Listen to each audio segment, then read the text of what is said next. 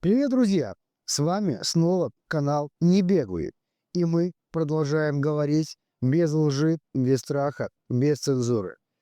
Прошедшая неделя дала нам новые убедительные аргументы, что белорусские и демократическое движение требуют тотального реформирования. Те случайные люди, которые возглавили Демсилы на волне протестов 2020, не справляются ни с одной из основных задач. Репрессии в стране продолжаются. Количество политзаключенных растет.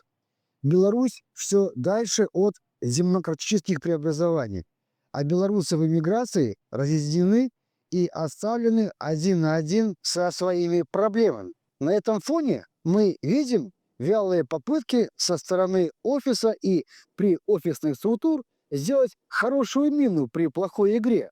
Но получается неубедительно. В итоге, на примере СТЖК мы лишь видим, насколько сложно слезать с грантовой иглы тем, кто сделал помощь политзаключенным своим личным бизнесом. И Конгресс политзаключенных, который прошел в минувшие выходные в Польше, лишь подтвердил это.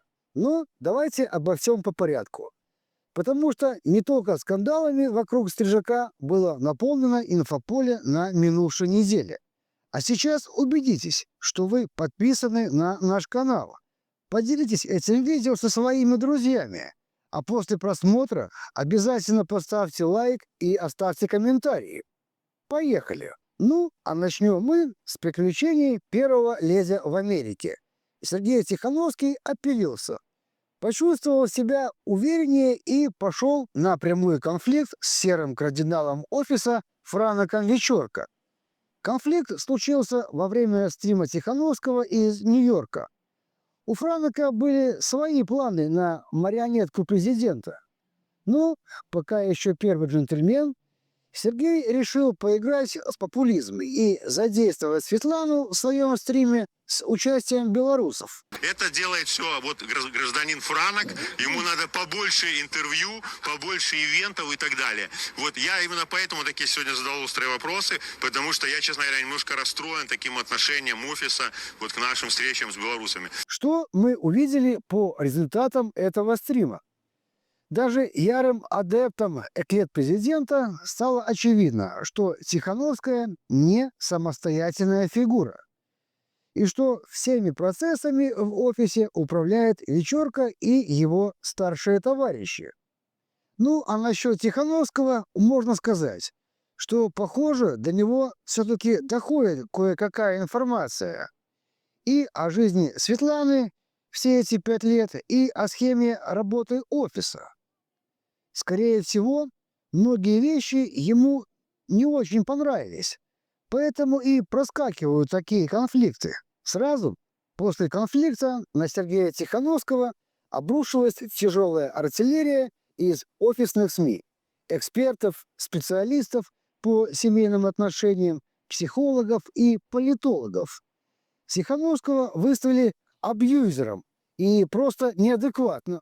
Стало понятно, что Франк не простил такой обиды. А дальше последовали извинения от Тихановского. Но, если честно, не уверен, что Сергей сам писал эти извинения, потому что его пресс-служба состоит тоже из друзей Вечорки. Кстати, на неделе мне тоже пришлось сойтись в словесном бою с главой этой самой пресс-службы Тихановского. К сожалению, есть категория людей, которые не понимают нормального человеческого языка. Поэтому приходится им объяснять очевидные вещи с использованием дворового языка заводского района Минска, в котором я родился и вырос. Это звучит не очень корректно и красиво, но в некоторых ситуациях это единственный вариант. Увы, как есть. Так вот, возвращаясь к конфликту между Тихановским и Вечоркой, думаю, он еще будет иметь последствия для первого джентльмена. Мне кажется, Сергей постепенно будет понимать, какую роль отводят ему настоящие руководители офиса его жены. И самое печальное для Тихановского в этой истории то, что его супруга полностью поддерживает это. Хотя тут сложно говорить о ее самостоятельном выборе. А у Сергея на самом деле был выбор после выхода из тюрьмы.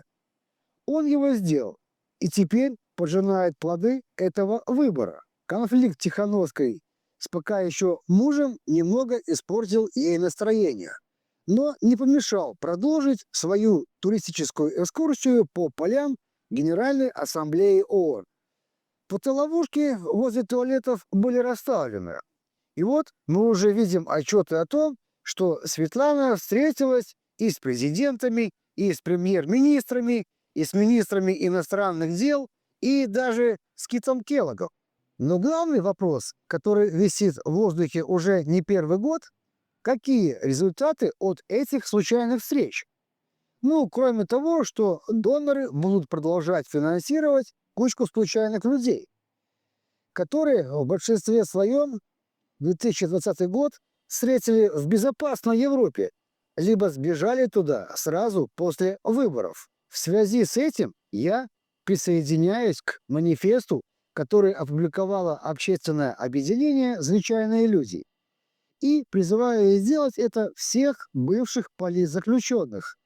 Полный текст манифеста можно без проблем найти в Facebook.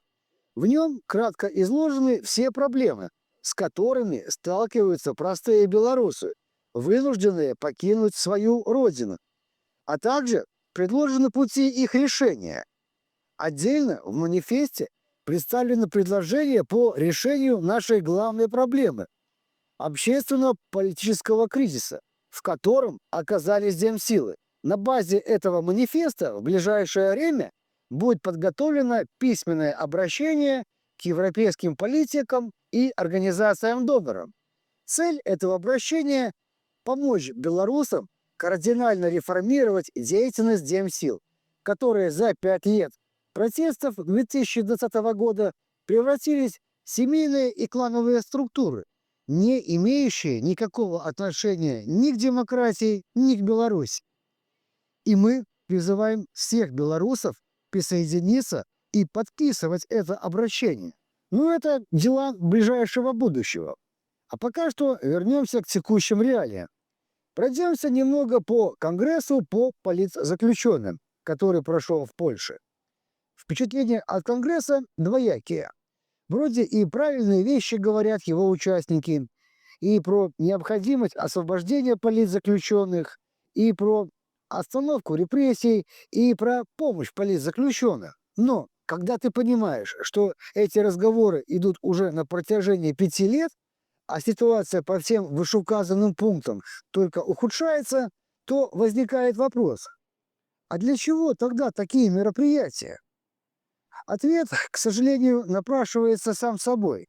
Для отчета перед донором. Тема политзаключенных – одна из немногих, которая еще хорошо продается западным партнерам. И финансовое благополучие всех прикорытных структур и конкретных деятелей зависит от объема продаж. Такие конгрессы и помогают продавать тему политзаключенных западным партнерам, попутно зарабатывая непосредственно на проведении конгресса.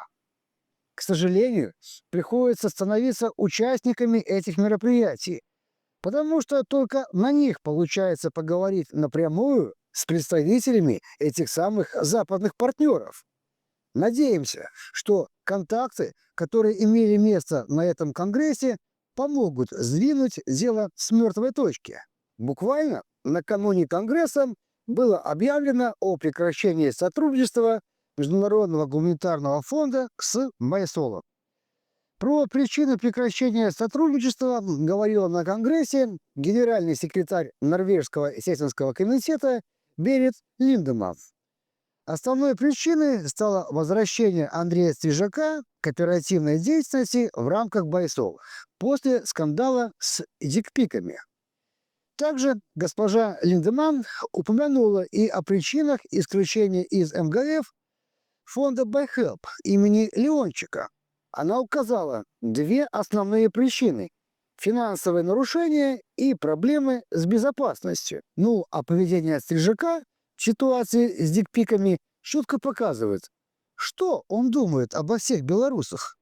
Желание любой ценой остаться в очень выгодном бизнесе преодолело свое же обещание, которое было дано перед началом внутреннего расследования. В итоге, когда внутренняя комиссия рекомендовала прекратить Байсолу отношения со Стрижаком, господин Стрижак напомнил, кто является реальным владельцем фонда. И под соусом того, что сами люди попросили, продолжил трудовые отношения сам с собой. Кстати, вам это ничего не напоминает?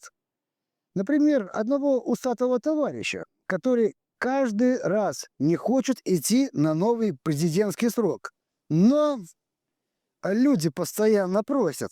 Бывшие коллеги и партнеры Стрижака и Летчика правильно прочувствовали ситуацию и прекращают сотрудничество с Байсолом. Причем делают это даже те инициативы, которые Стрижак и привел в этот выгодный бизнес. Как говорится, дружба дружбой, а табачок врозь. Оно и понятно. Денег от доноров становится меньше. Выживших политзаключенных становится больше. Хотя очевидно, что конкретно о помощи политзаключенным эти люди думают в последнюю очередь. Стрижак, конечно, попытался остаться в обойме. Сделал несколько интервью. Обратился за поддержкой в ряд организаций. В общем, провел пиар-кампанию по реабилитации себя в глазах общественности. Судя по его интервью, именно Андрея Стрижака стоит считать жертвой в сложившейся ситуации. Жертвой феминисток и обстоятельств. И благодушное белорусское общество должно его понять и простить. Не знаю, как поступит белорусское общество, но среди тех, кто пока еще имеет влияние на взаимодействие с западными донорами, решение по Стрижаку принято давно. Он конкурент, и его нужно убирать. Потому что слишком много синих пальцев на ограниченный бюджет донорской помощи. Уже, когда записывали этот ролик, появилась информация, что Стрижак все-таки покидает Байсол. Как говорится, не прокатило. Но уже как-то не верится в подобные заявления после того, что происходило последние месяцы вокруг Байсола, Стрижака и всей системы помощи политзаключенным. Поэтому самое лучшее, что могут сделать все эти помогаторы, просто уйти в сторону и не мешать. На фоне постоянных скандалов среди помогающих организаций уже очевидно, что назрела острая необходимость реформирования этой сферы деятельности. Во-первых, система, когда распределением денег занимаются частные фонды, завязанные на одном-двух конкретных людях, полностью себя дискредитировала. Как с точки зрения репутации, так и с точки зрения прозрачности. Во-вторых, организацией помощи политзаключенным должны заниматься сами политзаключенные. Потому что мы лучше знаем свои потребности. Мы искренне хотим помочь и не заработать на этом. И у нас высокий уровень доверия среди самих политзаключенных и их родных. На этом фоне становится понятно, почему среди нынешних так называемых лидеров Демсил через карманные СМИ продвигается тема, что бывшие политзаключенные – это травмированные люди с тяжелым ПТСР. Они понимают, что голос политзаключенных звучит все громче. Они боятся, что именно политзаключенные станут тем ядром, которое поможет снова объединиться белорусам, и видят в них угрозу для своей комфортной жизни. Именно поэтому все чаще появляются в этих самых карманных СМИ статьи, подобные той, которую разместила наша Нива сразу после Конгресса.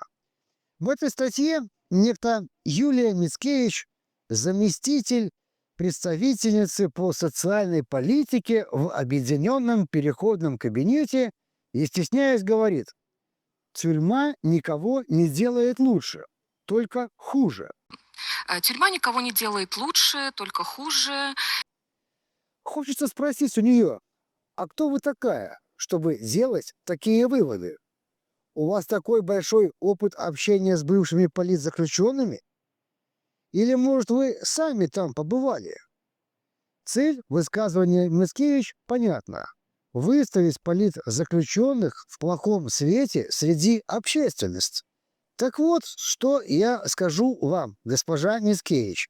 Тюрьма как раз-таки скорее помогает четче проявить плохие и хорошие качества человека, потому что там невозможно долго играть на публику. И если человек до тюрьмы был, скажем, не очень, то тюрьма просто это вынесет наружу. Так же, как и положительные качества человека.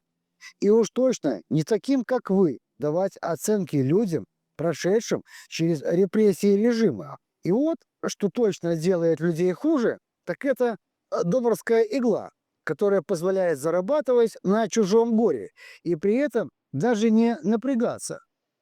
Достаточно сделать то, что пела небезызвестная группа «Сектор газа» в одной своей известной песне. Надо только вовремя подлизывать попы.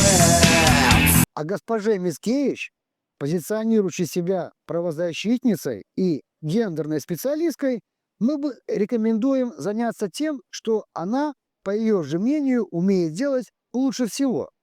Например, защищать права женщин от дикпиков с ЖК и приставаний латушка. По Палычу, кстати, на неделе было обновление. Ольга Карпушонок сообщила, что получила ответ из Главного управления полиции Польши о передаче ее иска Клатушка в столичную полицию. Мы, как и Ольга, надеемся, что будет проведено честное расследование и виновный понесет наказание. Займитесь реальным кейсом, госпожа Мицкевич. Или, например, как представитель ОПК по социальной политике, займитесь проблемами пенсионеров и инвалидов, которые вынуждены были покинуть Беларусь. Это ваша прямая обязанность, судя по должностям, которые вы сами себе раздали. Эти люди самые уязвимые в эмиграции. И именно они остались один на один со своими проблемами. И их упорно игнорируют те, кто назвался лидерами демсил. Ну и, конечно, мы не можем обойти стороной то, что происходит внутри страны. Новости о задержаниях по делу Гаюна уже стали повседневной обыденностью. Сотни людей пострадали от халатности Матолька, который спокойно отбывает свой заочный срок в комфортных условиях, катаясь по Европе и миру. А те, кто доверился ему, подвергаются пыткам в белорусском ГУЛАГе.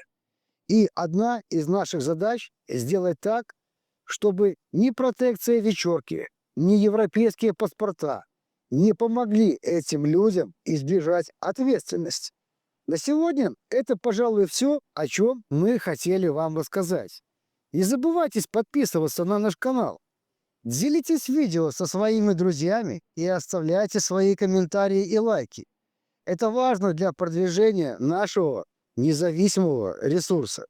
С вами был канал Небеглый. Скоро увидимся.